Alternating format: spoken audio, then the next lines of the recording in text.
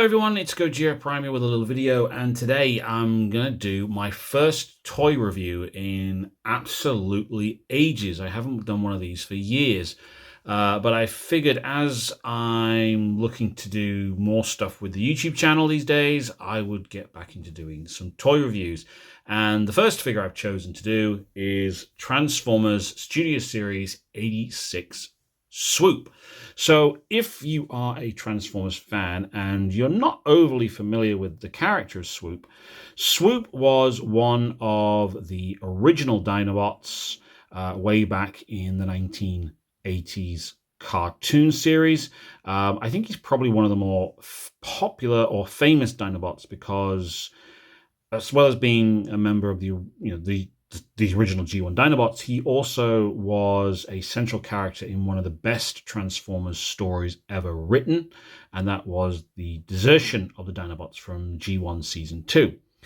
Now, I'm a big G1 fan. I'm trying to do a whole collection based on the modern series of figures for G1 characters, and one of the things that has always griped me for many, many years is that you were never able to get a full set of Dinobots.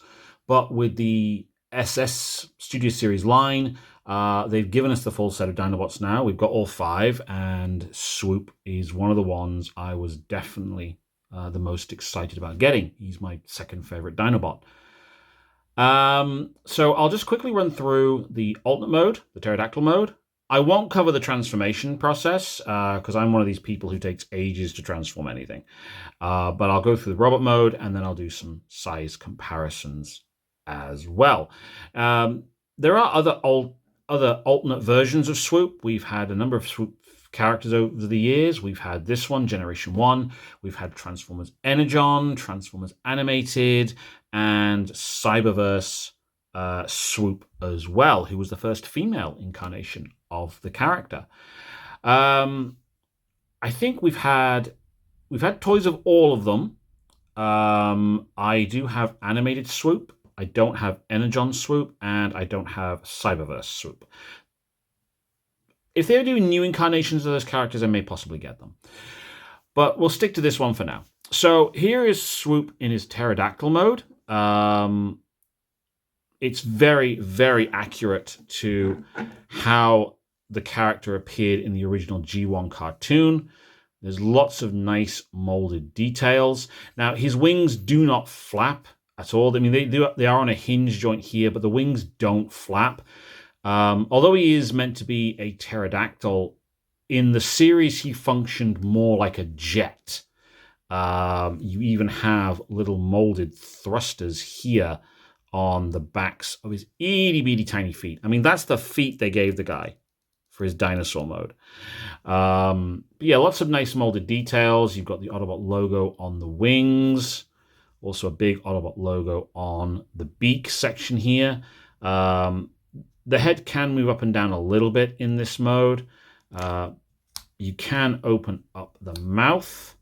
And inside you have a peg point here, which you can stick a blast effect on if you wanted to. And then you do have underneath here these functioned as bombs in the series. He used these as bombs on a couple of occasions. Now, I may have the figure mistransformed slightly here because I can't get the chest piece to completely collapse in, but it all folds up nicely. It is a bit boxy looking, I know, but that's how the character looked in the original series. It's based off a 1980s interpretation of a pterodactyl at the end of the day, and it also has to transform into a robot. So it is a little bit boxy. You can see the robot chest and legs, underneath there, but that's just how it was back then. And I love the fact that they've kept it that way for this toy. Again, lots of nice molded detail on the top and on the bottom. So I have no real complaints about this vehicle, this alternate mode. It does what it's supposed to do. It's a really nice modern representation of G1 Swoop. And I've got something in vehicle mode here just as a comparison. Here's my old Titan's Return Wind Charger. And you can see just how big he is compared to an old Legends scale figure. Quite sizable. But what I'll do now is I'll just get him, I'll pause the video, I'll get him transformed into robot mode, and then I will run through some size comparisons as well. Okay, so here we have Swoop now in his robot mode. And again, very, very accurate to how the character appeared in the original Transformers Generation 1 cartoon series and in his movie appearance. I have absolutely no complaints about this robot mode in regard to how it's stylized. Being a big G1 fan and the fact that that is my main focus for Transformers, this is a perfect representation of Swoop for me, and I have absolutely no complaints. Lots of nice details again, which are some a bit more visible in the robot mode than they were in the pterodactyl mode. The head is on a ball joint, so it can move around from side to side. Doesn't go back and forth very far.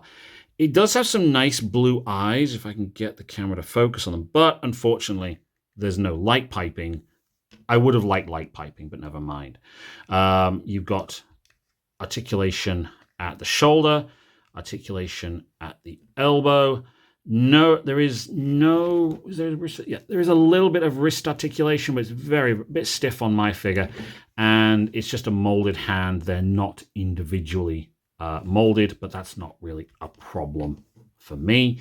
One thing I do have a slight complaint about is this chest section.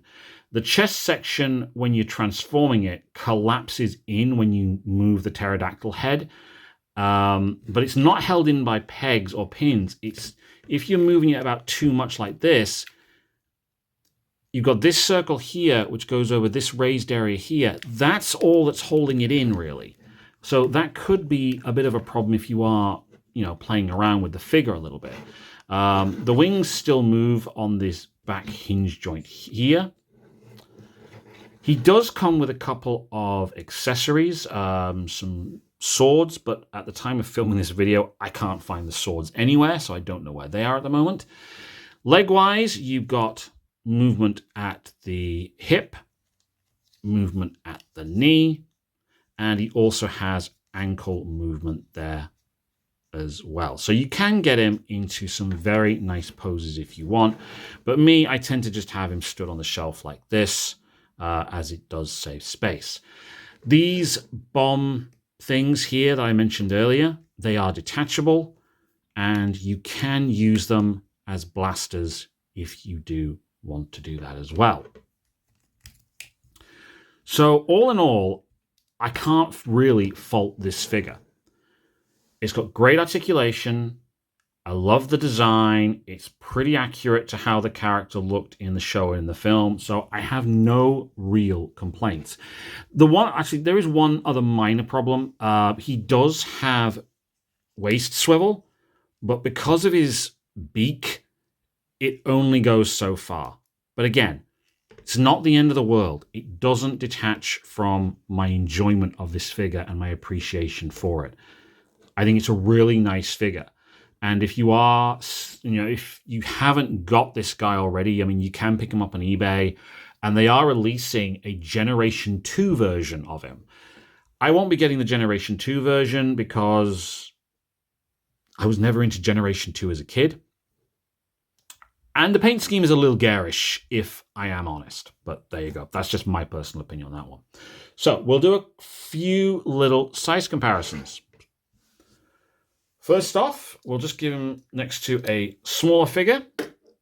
This is the Age of the Primes Micromaster Hot Rod that came with the Star Convoy Titan figure.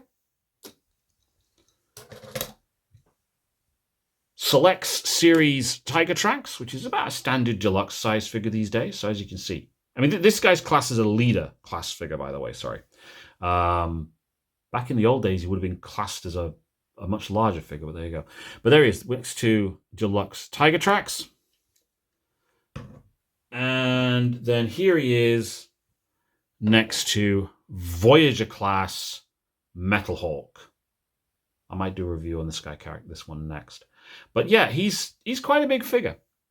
He's not the biggest of the Dinobots. The Dinobots are bigger. Sorry, Grimlock is bigger than this guy, I think, in proportion wise. But yeah, all in all, really, really nice figure. If you're a G1 fan and you're a Dinobots fan, this will be the perfect Swoop for you.